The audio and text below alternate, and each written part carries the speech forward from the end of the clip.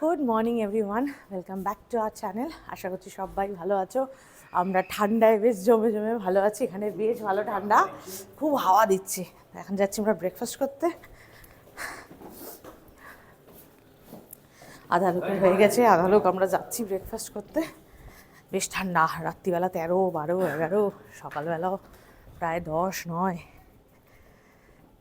এখন আমরা আছি পুষ্করে।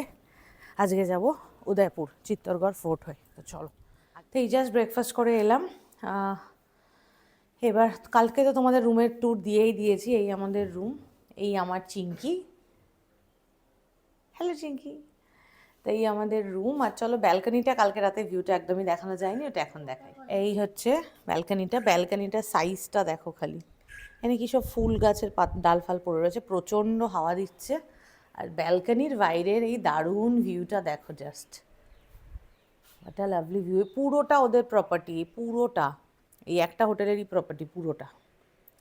এখানে আমি দেখেছি এমনি বিয়েবাড়ি টিবাড়ি এসবের জন্য ইউজ হয়, বাট পিছনে এরকম পাহাড় দেখা যাচ্ছে আর কি অপূর্ব ভিউ। আর তেমনি ঠান্ডা হাওয়া দিচ্ছে। ওরে বাবারে, কেঁপে যাচ্ছি। কি ঘরে যা, ঠান্ডায় কেঁপে যাচ্ছি, এত ঠান্ডা হাওয়া। পুরো খোলা তো আশপাশটা, বাট খুব সুন্দর প্রপার্টিটা। বাট আনফর্চুনেটলি আমাদের তো আজকে এখান থেকে বেরিয়ে যাওয়া, আর থাকার কোনো ব্যাপার নেই।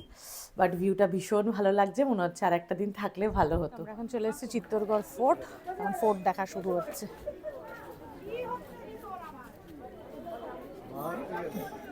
চিত্তরগড় ফোর্ট হচ্ছে এশিয়ার সবথেকে বড় ফোর্ট। 700 একর জমিতে এটা আছে। 7খানা দরজা পেরিয়ে আসতে হলো, বেশ বড়। তো এখন সেটাই দেখছি। আমরা যাচ্ছি এখন মীরাবাইয়ের মন্দিরে। আর এখানে আর একটা বড় মন্দির আছে, কুমসা মন্দির। মীরাবাইয়ের মন্দির, ভেতরে ফটোগ্রাফি অ্যালাউড নেই, তাই বাইরেটুকুতেই করব।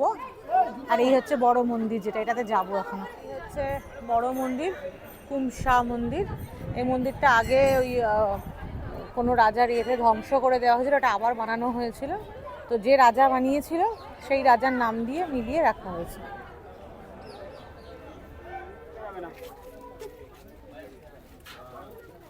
এখন আমরা দাঁড়িয়ে আছি রানী পদ্মিনীর জহরকুণ্ড, যেটা আমরা দেখেছি মুভিতে, সেইটা। এইটা হচ্ছে জহরকুণ্ডের জায়গাটা, যেখানটার ওপরটা এখন মাটি হয়ে পুরো একদম বাগান হয়ে গেছে, ঢেকে দেওয়া হয়েছে জায়গাটা, বা সময়কালের এতে ঢাকা পড়ে গেছে। এই যে গাছটা রয়েছে এর নিচে যে পুরো জায়গাটা, এটাই হচ্ছে জহরকুণ্ড, যেখানে রানী পদ্মিনী নিজে 16,000 দাসী নিয়ে জহর করেছিল। আর এই হচ্ছে বিজয় স্তম্ভ। আবার নেক্সট পয়েন্টে আমরা, এখানে 5খানা আলাদা আলাদা পয়েন্ট আছে, এক এক জায়গায় নিয়ে গিয়ে দাঁড় করিয়ে সব বোঝাচ্ছে। গাইড এখানে মাস্ট, গাইড ছাড়া কিছু চলবে না। এইটা হচ্ছে মেন দরজা, যেটা আগে ছিল।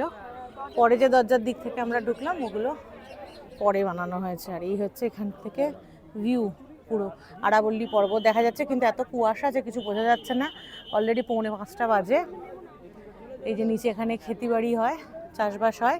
এখানকার যত 90% লোকজন রাজপুত। এই ঘোড়াটার ওপরে উঠে ফটো তুললো, ফটো আমি অ্যাড করে দেবো।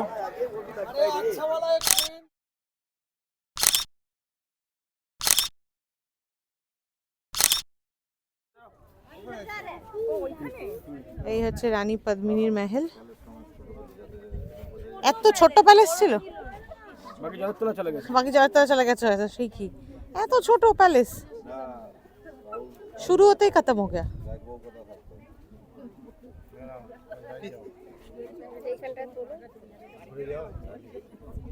যেটা পিছনে আমরা দেখলাম ওটা হচ্ছে রানী পদ্মিনীর জলমহল, যেটা সামারের টাইমে উনি থাকতেন। চিঙ্কি কিছু বুঝছে না, চিঙ্কি আবার আসবি এগুলো বুঝতে। মহলটা এখানে আলাদা আলাদা পার্টে বিভক্ত। রানী পদ্মিনীরই মহল এটা।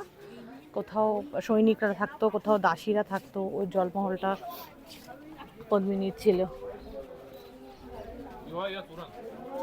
সেই সুড়ঙ্গ যেটা দিয়ে জলমহলে যাওয়া যেত, তারপরে বোটে যেত। এই আমাদের গাইড, এখান থেকে নেমে গিয়ে নৌকো করে যেত জলমহলে।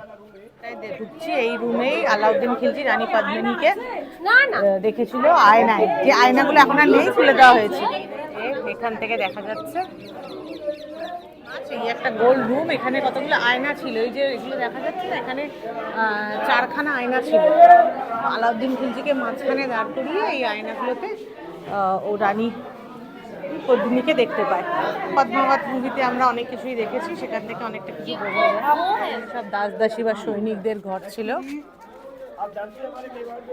এই তখনকার সব ঘর তোর। চিঙ্কি এখানে ফটোশুটে লেগে পড়েছে অ্যাজ ইউজুয়াল। আর এগুলো হচ্ছে সামনে সৈনিক থাকার জায়গা ছিল, যেটা ঢুকেই যে জায়গাগুলো আমরা দেখলাম, মনে হচ্ছে সৈনিকরা থাকতো।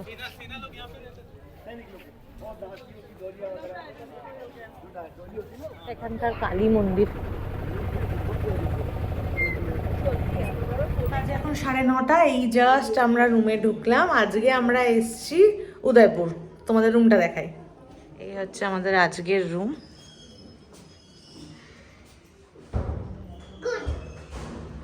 আজকের ব্লগটা এখানেই শেষ হলো। দেখা হবে আবার নেক্সট ব্লগে। Bye bye.